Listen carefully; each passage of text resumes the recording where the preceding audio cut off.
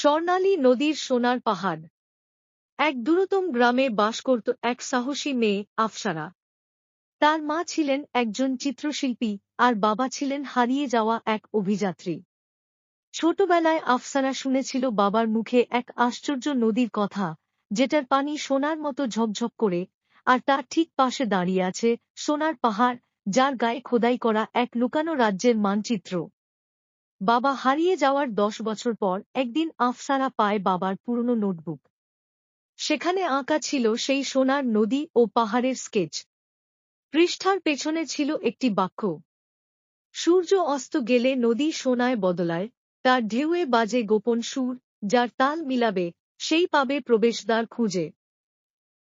আফসারা তার 2 বন্ধু রিদওয়ান ও মায়াকে নিয়ে বেরিয়ে পড়ে সেই নদীর খোঁজে। সপ্তাহ জুড়ে তারা পার হয় অরণ্য, পাহাড় আর ভয়ঙ্কর জলাভূমি। হঠাৎ এক সন্ধ্যায় তারা পৌঁছায় এক ঝকমকে নদীর ধারে, যার পানি সত্যিই সোনার রঙে ঝলমল করে। কিন্তু নদীর ওপারে উঠতে গেলে দরকার জাদুতাল, যা শুধু রাতের সুরে বাজানো যায়। মায়া ছিল ভালো বাঁশি বাজাতে। সে চেষ্টা করতেই নদীর গর্জন থেমে গিয়ে উঠল এক অদ্ভুত মিউজিক্যাল ধ্বনি। সোনার নদীর মাঝখানে ভেসে উঠল এক আলোক সেতু, যার শেষে ছিল সেই সোনার পাহাড়। তারা পাহাড়ে পৌঁছে দেখে সেখানে খোদাই করা এক বিশাল দরজা। কিন্তু দরজার সামনে দাঁড়িয়ে আছে এক জ্যান্ত পাথররক্ষক, যার চোখে আগুনের মতো লাল আলো। রক্ষক প্রশ্ন করে, কে ছিল সেই অভিযাত্রী যে পথ ভেদ করেছিল কিন্তু ফিরে আসেনি? আফসারা উত্তর দেয়, আমার বাবা হুমায়ুন। আমি এসেছি তার পথ খুঁজে পেতে।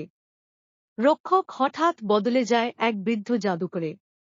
সে বলে, তোমার বাবা ছিল এই রাজ্যের রক্ষক, তাকে ধোঁকা দিয়ে কেউ পাহাড়ে বন্দী করেছে। তোমাকেই তাকে মুক্ত করতে হবে।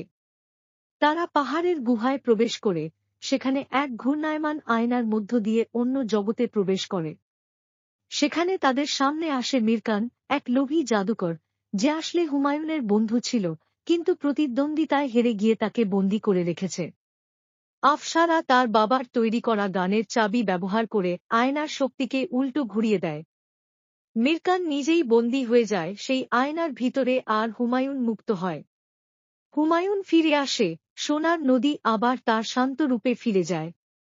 পাহাড়ের ভিতরের রাজ্য ফিরে পায় তাদের রক্ষক।